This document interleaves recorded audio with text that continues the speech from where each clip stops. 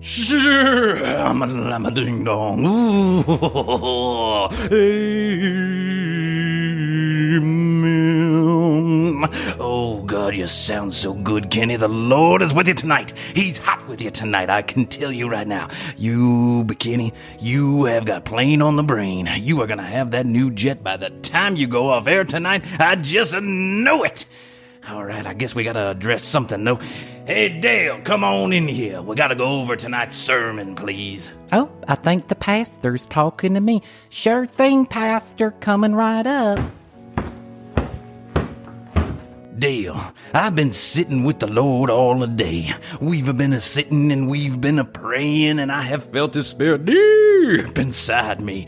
And I had to ask Him a few questions. Do you know what I had to ask Him, Dale? I just don't know. I couldn't even guess. Like maybe how He turned all that water into wine. That was amazing. No, Dale, not about the damn water.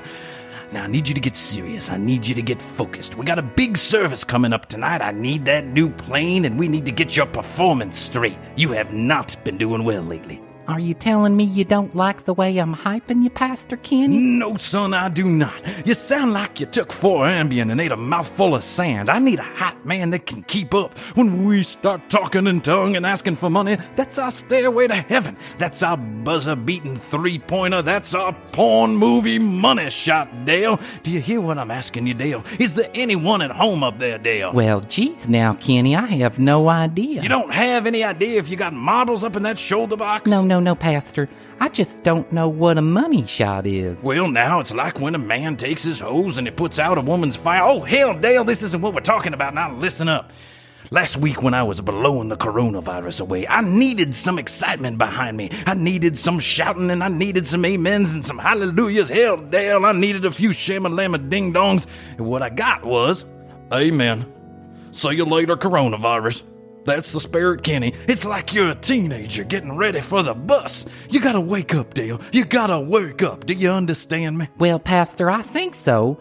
Maybe I could drink a soda or one of those coffees beforehand. That way it gives me a little pep in my step. Hell, boy, you better get a meth pipe and visit Heisenberg, because you sound like a dopey dwarf on Xanax. Well, maybe I could use to turn the microphone up just a snudge. You could stick a megaphone straight up your poop chute, and I don't think that would help. We need to practice, and we need to do that now. Okay, sir, let's do this. Do you have a heartbeat, Kenny? I think so. Do you want to check for me? I am not touching you now. Focus. I'm gonna practice my money pitch. When I'm getting in the zone, I need you to do a little dance.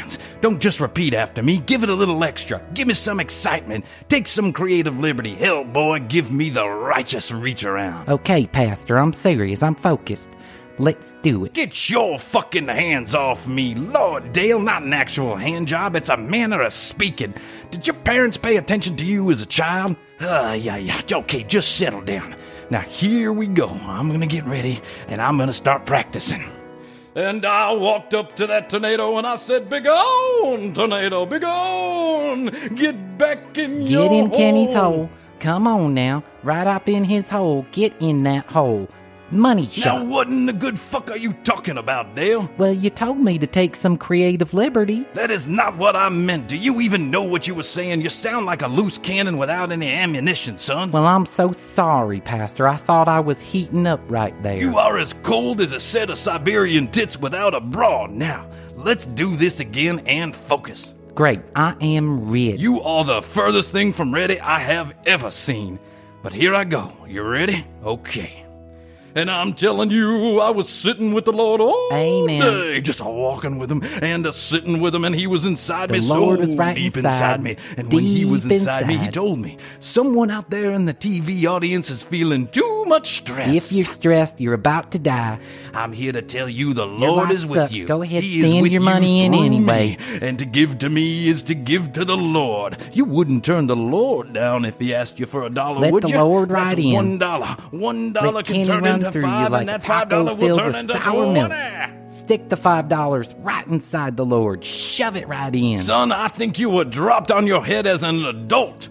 You making me sound awful. What in the friar tuck are you talking about? Oh, I just God don't know. damn, Dale. Okay, I'm so settle sorry. down now. Okay. We're gonna try something easy. I I'm think we're ready. giving you too much, son. I think it's cramming up your jam box up there. My what? I think we need to start with something simple. Something a squirrel with no feet could figure like out. squirrels. Let's practice some fire talk, some Ooh. speaking in tongue. Oh, good, Pastor. I speak with my tongue all the time. In tongue, Dale, not with tongue. Shit, just follow me, dumbass. Be gone, Be gone. coronavirus, be gone. See you later. Have a nice day. Supercalifragilisticexpialidocious. Winger dinger longer donger. Money shot. Dale! Was that better, Pastor? You're fired, son. Aw, that's the third job I've lost this month. You know what? Maybe I'll go talk to Pat Robertson. I think he's always hiring.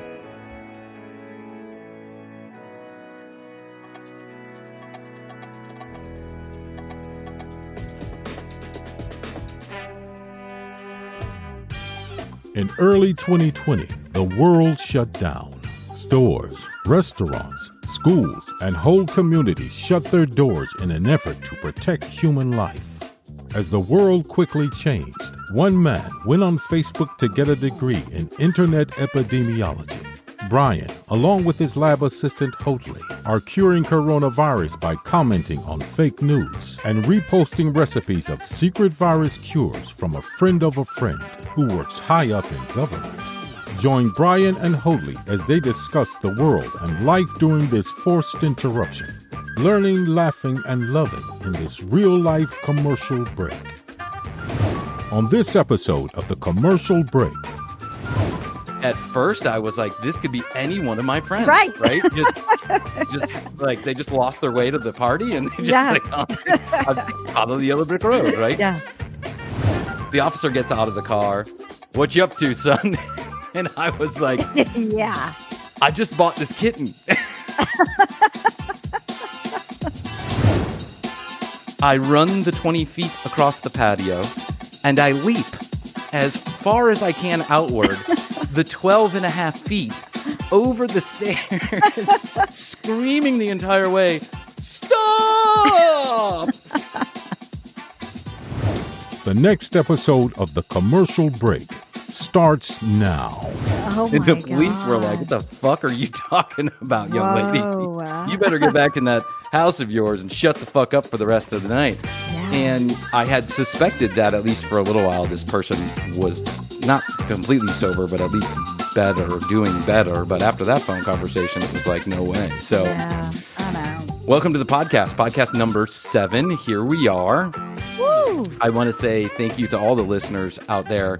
I know at this point that I don't know every one of these listeners. Like, I had literally suspected that for the first maybe 40 podcasts, we'd be like honing our craft, getting the back and forth together, and we'd just be broadcasting to a few select human beings who happen to look on our Facebook pages and say, hey, that's interesting, we should check out what they're doing, and then probably go, what a bunch of fucking idiots.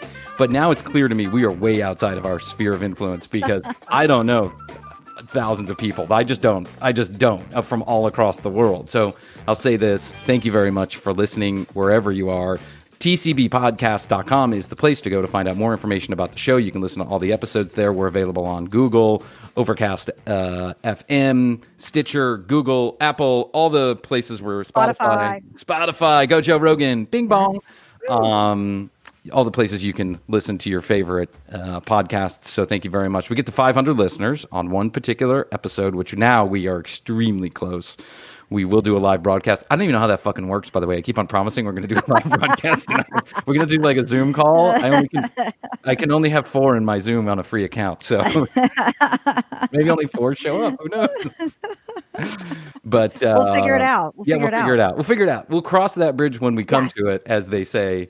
So this young lady decided she was going to call the cops, and it reminded me of a couple days ago, my wife, about calling cops, right? Like when you have to call the police. As an adult, it's like one of those things.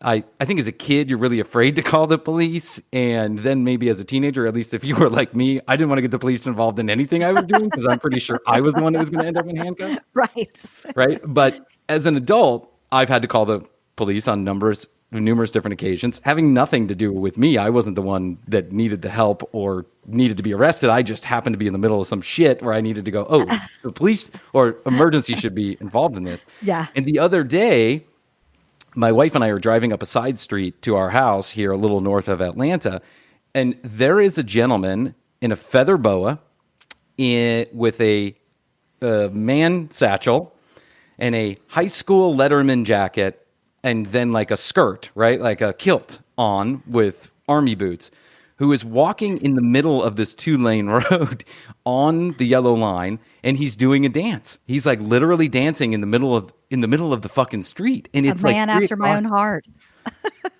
At first, I was like, this could be any one of my friends, right? Just like they just lost their way to the party and they just like follow the yellow brick road, right? Yes. So I didn't think too much of it, but then he was like getting dangerously close to cars that were driving by, right? It looked like he was going to like jump or something. So I made the decision, yeah, listen, this guy could be in some trouble if he decides to jump in front of one of these cars, or there's lots of fucking idiots out there. Maybe somebody hits them or he gets in a fight or something. So I called the police and I just said, hey, listen, the guy's not doing anything wrong. Just, you might want to guide him off of the street. Right.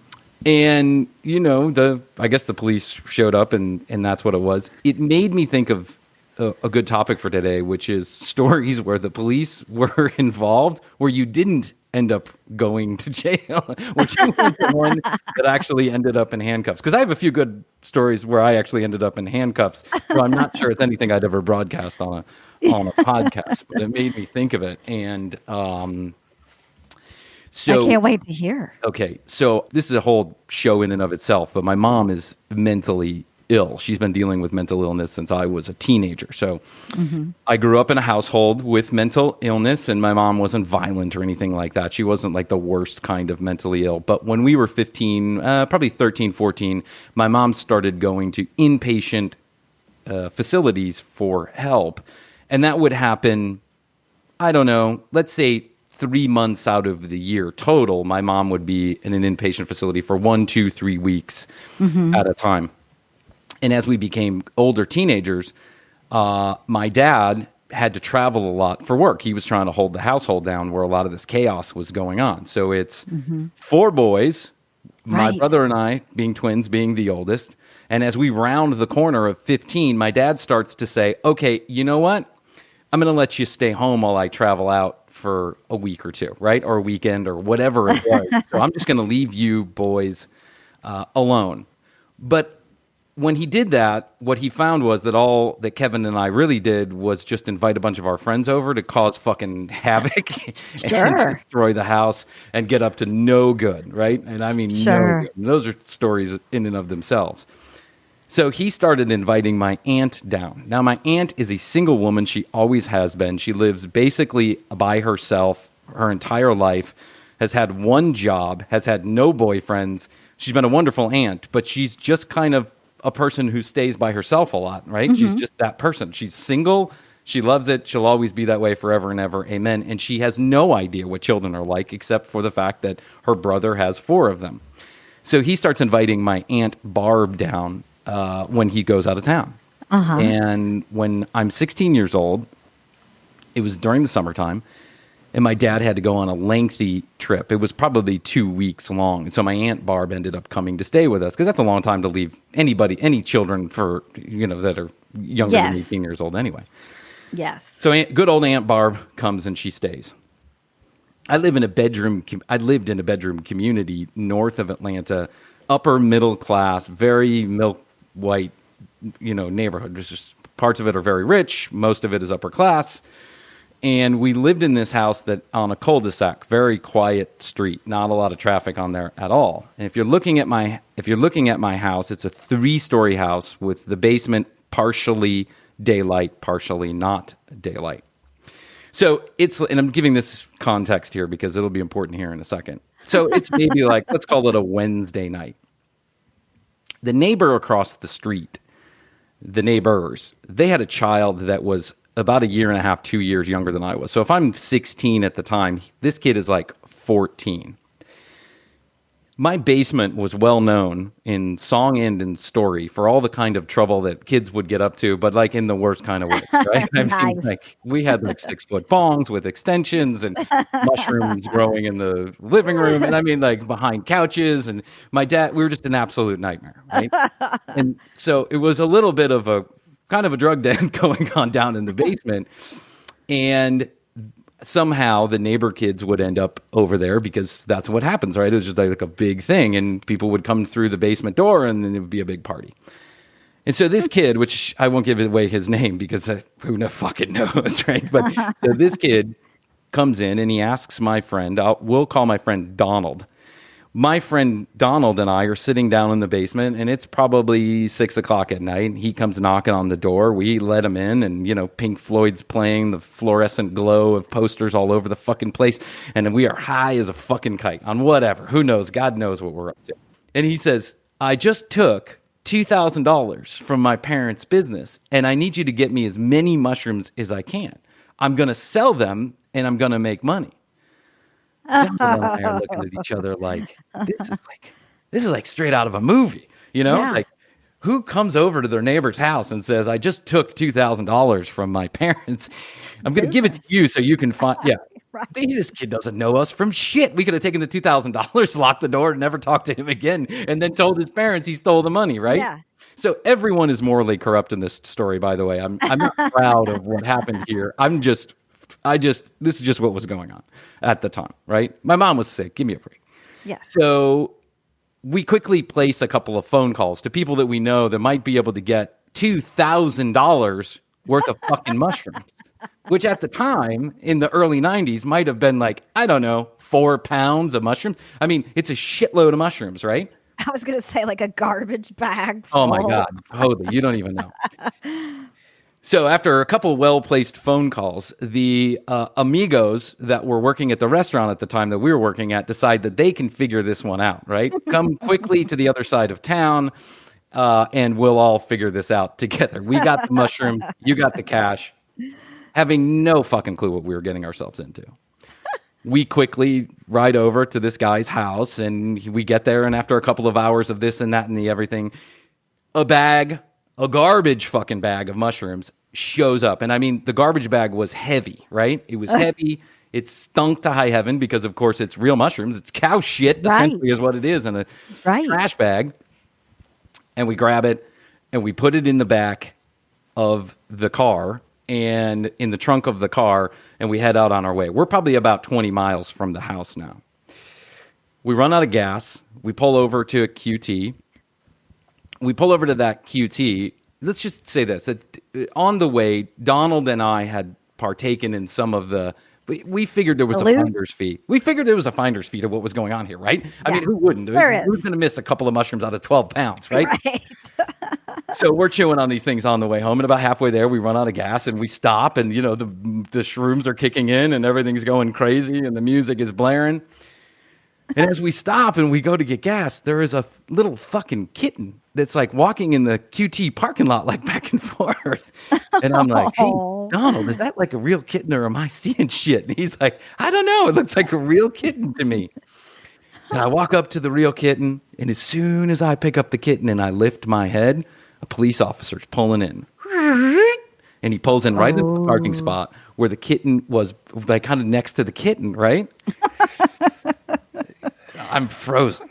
Absolutely frozen. I am totally petrified. I have this little kitten in my hand. The officer gets out of the car. What you up to, son? And I was like, yeah. I just bought this kitten. He says, excuse me? I said, I just bought this kitten. He says, you bought the kitten? And I said, I did, sir. I bought the kitten. And I'm just taking it home. Holy, mind you, I'm allergic to fucking cats. Right. Like deadly allergic to cats. But I said, I just bought the kitten and I'm taking it home. And he said, oh, okay. see you later. Sounds good. Sounds good, sir. Just on your way. I don't even want to deal with you. All right. You're white and you're holding a cat and your eyes are the size of saucers. I'm going to let you go. We get back in the car with the kitten nonetheless, right? Now we get a cat, we got 12 pounds of shrooms, we're tripping our balls off, and we had, the 20-minute drive that took us, the 20-mile drive that took us 30 minutes to get there, now takes an hour and 72 minutes to get back because we're driving at 10 miles per hour, stopping at green lights, pulling over on the side of the road to check the map and make sure we're on the way. We get home. Eventually, we get home, and this kid has been burning up. We didn't have cell phones at the time, so this kid has been burning up the landline we have in the basement that's dedicated to my twin brother who lived in the basement. He just like burning up and just leaving messages and leaving messages and leaving messages. We just ignore it, right? We're just having fun and we just ignore it, and we'll get him his mushrooms later. What's the difference? We're eating more mushrooms, we're smoking pot, we're doing whatever it is, right? The house is on a cul-de-sac with a basement, partially daylight. If you look at the house from left to right, it's on a hill. So on the left side of the house, the basement is completely underground. But on the right side, there is a door that opens, and that hill continues down into the cul-de-sac. So it's a rather steep incline hill. It just goes all the way down to the cul-de-sac. Outside of... So the room that we'd hang out in is the one where the two double doors were that came out the right side of that house. So on the side of the house, there's two double doors, glass double doors, and then there's a patio. That patio is like 10 by 20, and then there's 12 steps, a foot each, going down toward my next neighbor's driveway on the right-hand side as you're looking at my house. So imagine that there's a patio that's 12 feet above my neighbor's driveway, and then there's stairs that go down, right? Okay, yeah. Toward my neighbor. And then there's like another 10 feet before you get to my neighbor's driveway.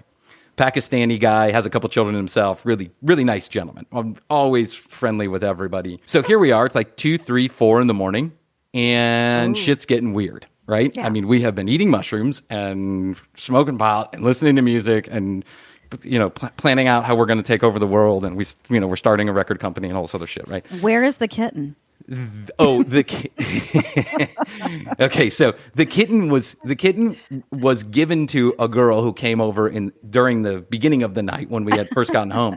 She loved kittens. She wanted a cat, so we gave her the cat, right? Okay. So the cat went to a safe home and lived well, kind of safe, relatively safe.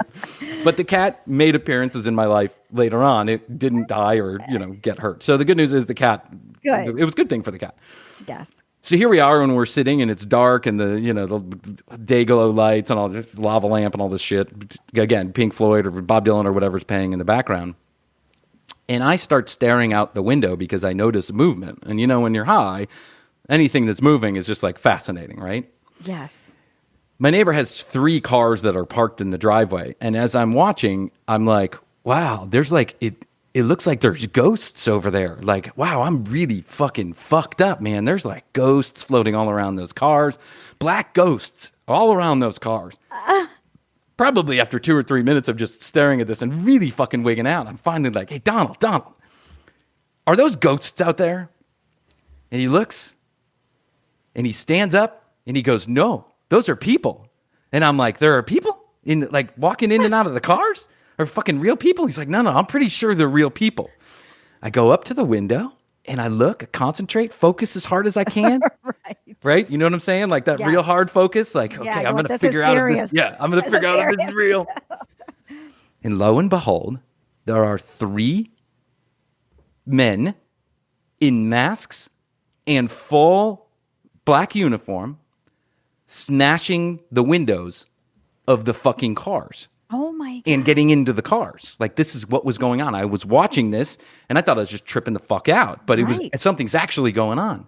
Yeah. I do not know what fucking happened, Hoadley, to my brain, but all of a sudden I am Superman because I opened the door without a word to anybody. I opened the door, one of the doors. I run the 20 feet across the patio and I leap as far as I can outward, the 12 and a half feet over the stairs, screaming the entire way, stop! As I'm flying through the air. I felt like I was flying. Right. And I land And I, kind of land and fumble around a little bit, and these kids are scattering. I thought they were guys at the time, but they're scattering everywhere. They're running, 2 of them running down this way, one of them's running down that way, and I am booking it up the hill, like chasing this one guy, and I'm like, man, I got you, motherfucker. And I jump on him, and I land. I'm like Magnum P.I. I'm in a movie now. Like, everything is real. I'm a superhero, and shit just got real, right? And I land on him, and I grab him from behind, and we roll over, and there's a struggle, and I'm like, you're gonna give me that shit. He's got a bag full of shit, and I'm like, you're gonna fucking stop right now. And he's like, don't, man, don't kill me. And I'm like, I'm not gonna kill you. I don't even have a fucking gun. I'm just high right now. I have mushroom strength, you fucker. Right. Kid is like freaking the fuck out. So finally, I get him like wrangled. Don is about 5.5 minutes behind me, right? He's scared shitless. And he's like, Bryan, what are you doing, man? We can't get the cops involved. Are you fucking crazy? And I'm like, these guys were robbing my neighbor. Yeah, we just bought 12 pounds of fucking mushrooms. Let it go. And I'm like, no, this is wrong. I picked that kid up, and I'm like, what are you doing? He's like, I'm sorry, man. I'm sorry. They're just like, we're just looking for shit in the car, just looking for shit. And I go, you know what? I'm going to let my neighbor decide what to do with you. It's 3:30 in the morning. I'm going to let my neighbor decide what to do with you. And I walk this kid down. The other 2 kids are long gone. I walk this kid right down to my neighbor's house, and I ring the doorbell. Bing, bong. And as soon as I ring the doorbell, I am back in the same place I was before, which is I should be hiding in the fucking basement right now and not outside ringing my neighbor's doorbell when my dad is in the fucking Netherlands trying to make money to keep me alive. Neighbor comes out. Hey, Bryan, what is going on? It's 3 o'clock in the morning. Who is this? This kid just tried to fucking rob your car. You what? He tried to what? He tried to rob your car. This is fucking insane. What do you mean he tried to rob my car? My car, everything's here. It's a quiet neighborhood. What? Let me see. He goes outside. He sees all of the broken windows, all of the shit, and he's like, this is robbery. This deserves punishment. No. There's no getting away tonight. I am calling the police. And I'm like, slowly I'm shrinking, right? The adrenaline is gone, and I'm like, oh no, not the police. I thought you were just gonna like take your stuff back and like let the kid go. I thought this was all gonna end peacefully. I didn't know that the police were gonna show up. No. I go get some zip ties. We put them on the ground. We call the police. And I'm like, zip ties? What? We're gonna do what? Zip ties? I don't want to be a part of this. Good job, Bryan. You tackle him. Good job, you son of a bitches. They're fucking going to jail now. I tell them, the little bastards. I show them. I worked hard for my fucking money. So the guy goes inside. He calls the police. Within minutes, it feels like within a snippety snap, there are 14 police officers, full lights and sirens everywhere around the neighborhood, and a fucking helicopter. Fucking helicopter with the lights shining. Holy, I am not even kidding you. This shit got crazy. Like, shit went from weird to weirder to fucking nuts the entire time, right? Yeah. And I didn't know what to think. I was just standing in the driveway. This kid right here, he's my neighbor. He's a good boy. He caught these kids fucking breaking into my shit. How many were you said? 15 of them? I said, no. I 3, I think. I don't know. They all go this way and he go that way. And Bryan catch them. He get them. He deserve this guy award a medal. Maybe he be police officer like you. I'm like, no, police officers here, sir.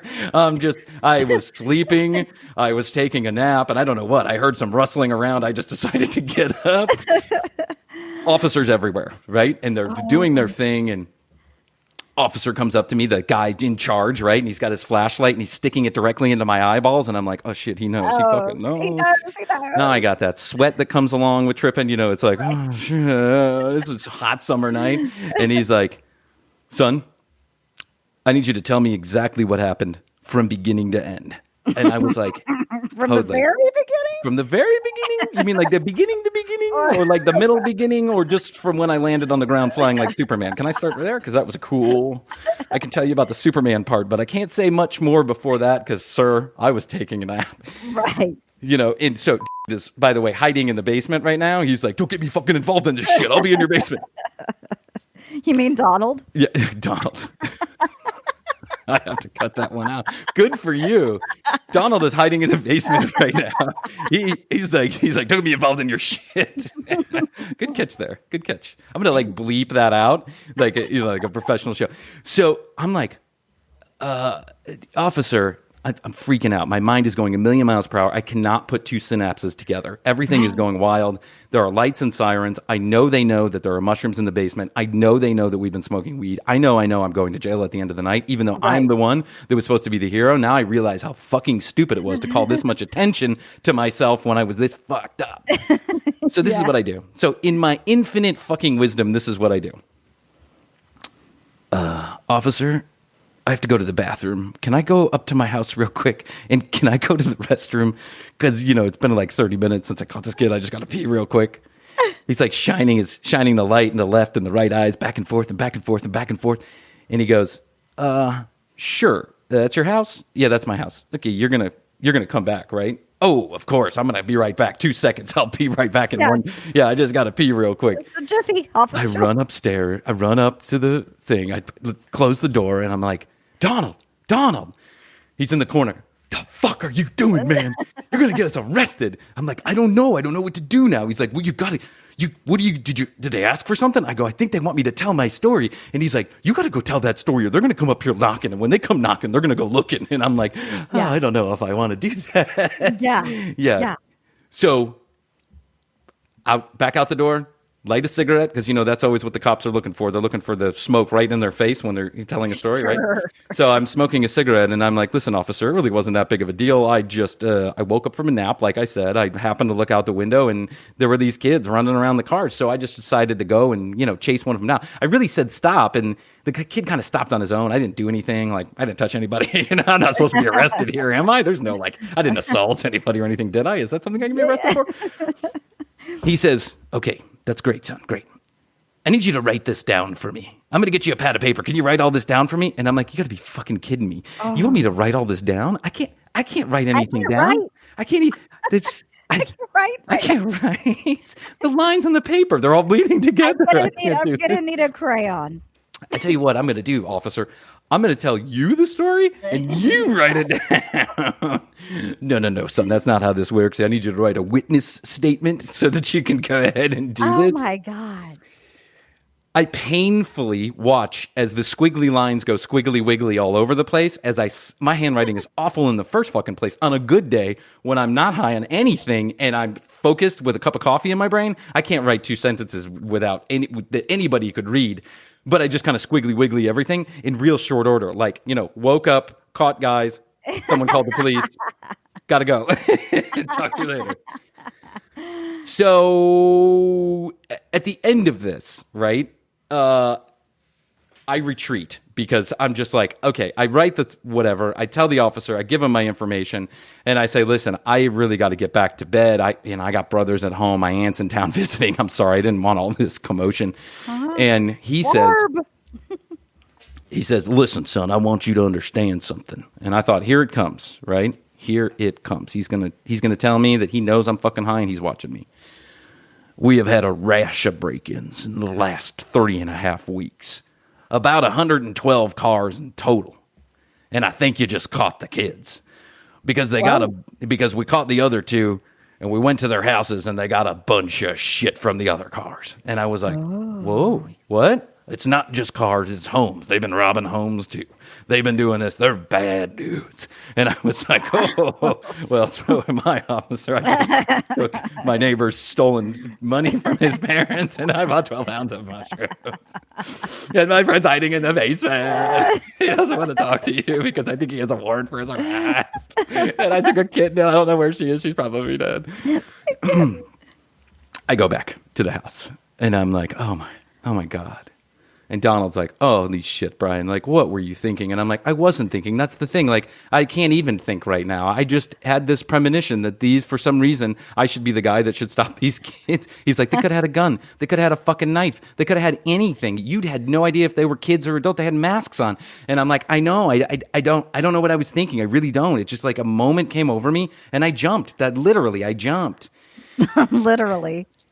I went upstairs to go get a glass of water. And when I went upstairs to go get a glass of water, there was my aunt in her robe. She smoked cigarettes, still does to this day, smoking a cigarette.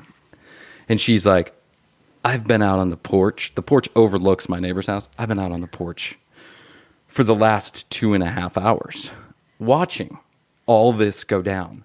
What in the fuck are you doing? And I'm like, I'm so sorry, Barb, you don't understand. And she's like, I don't understand. She's like, but I decided to stay out of it because if you were going to go in handcuffs, I wasn't going to call your father. You were going to spend the night in jail. Yeah. And I was like, but I wasn't the one doing anything wrong. And she looks at me.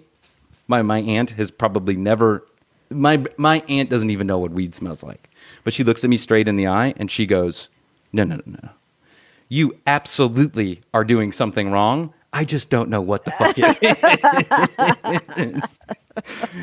is. Something's off here. Yeah. Next day, it's in the newspaper. It's on the television. Well, there was a helicopter that was brought fucking in. helicopter.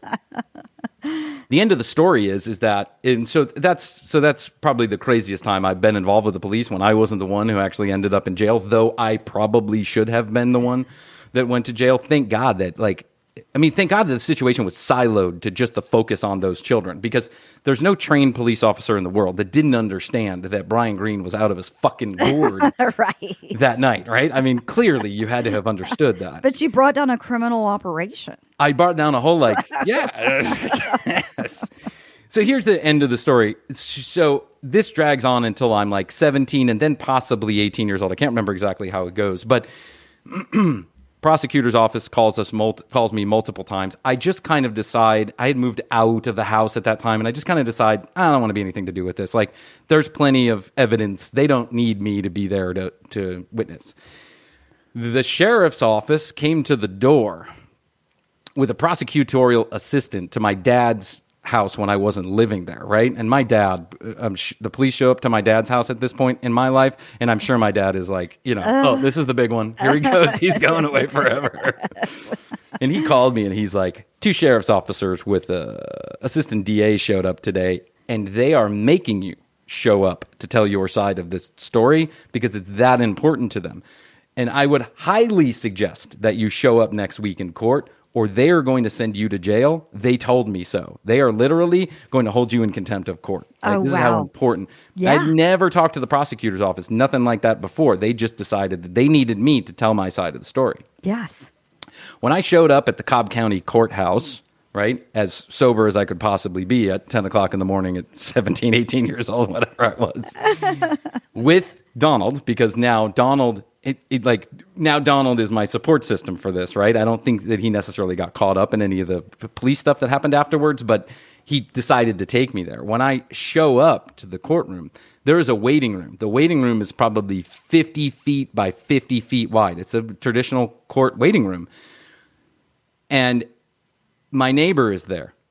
And my neighbor stands up. As soon as I walk off the elevator, my neighbor stands up. This is the boy. Right here. This is the boy that got all of our stuff back. Bryan.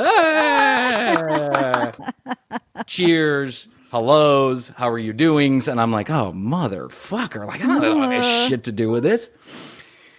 It ended up that the kid's attorney ended up pleading insanity for the child, because the child and the mother came to court and started rambling about how JFK's assassination had something to do with them getting caught up in this whole burglary ring.